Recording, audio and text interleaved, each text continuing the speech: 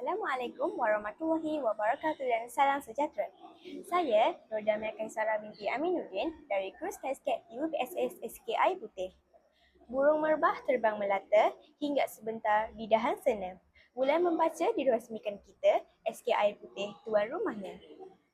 Selamat datang ke podcast khas sempena Majlis Pelancaran Kempen Galakan Membaca Peringkat Daerah Kemaman 2026 yang berlangsung di SKI Putih. Program ini diadakan bagi menyemarkan budaya membaca dalam kalangan murid kerana membaca merupakan kunci ilmu dan asas kepada kecemerlangan.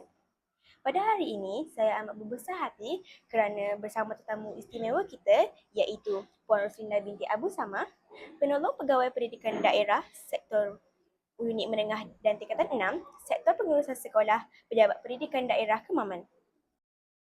Terima kasih Puan kerana sudi hadir bersama kami. Sama-sama. Soalan yang pertama, pada pandangan Puan, mengapakah amalan membaca sangat penting dalam kehidupan murid? Okey, bagi amalan membaca, sebenarnya banyak manfaat dan faedahnya lah. Antaranya ini dapat menambahkan pengetahuan, dapat meneroka dunia baru, ya, terutamanya dalam subjek-subjek mata pelajaran. Dengan membaca, kita dapat ilmu yang lebih daripada buku-buku digital dan sebagainya lah.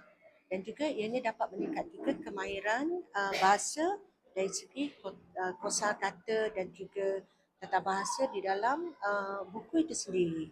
Selain itu juga dia melatih daya berfikir secara kreatif dan kritis. Soalan yang kedua, pada pandangan Puan, bagaimana teknologi digital dapat membantu meningkatkan minat murid untuk membaca pada masa kini?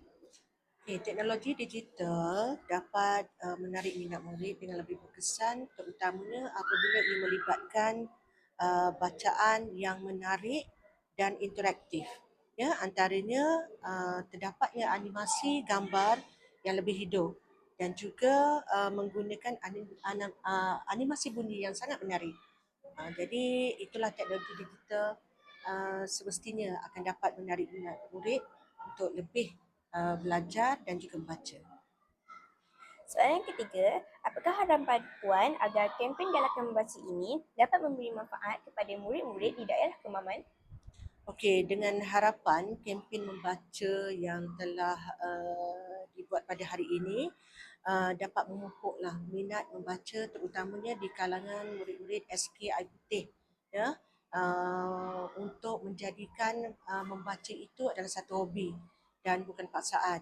Jadi apabila membaca, ianya dapat menambah ilmu pengetahuan dan juga dapat meneroka, ya, pengetahuan-pengetahuan baru pada murid-murid, terutamanya murid SKI Putih.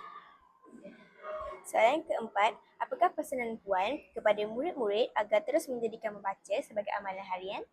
Okey, membaca adalah satu kunci pintu ilmu dan kejayaan sebenarnya. Setiap kali membaca bermakna mengisi minda dengan pengetahuan baru, meluaskan pandangan, memahami dunia dengan lebih jelas.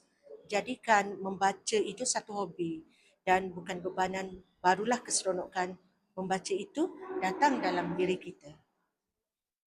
Terima kasih diucapkan kepada Puan Roslina atas perkongsian yang sangat menarik dan bermanfaat sebentar tadi. Okey, sama-sama. Semoga perkongsian ini dapat memberi inspirasi kepada semua murid untuk menjadikan membaca sebagai amalan harian. Saya, Nur Damia Kaisara binti Aminuddin daripada Kursus Kasket UPSS SKI Putih mengucapkan selamat menyambut Bulan Membaca Peringkat Daerah Kemaman 2026. Bye!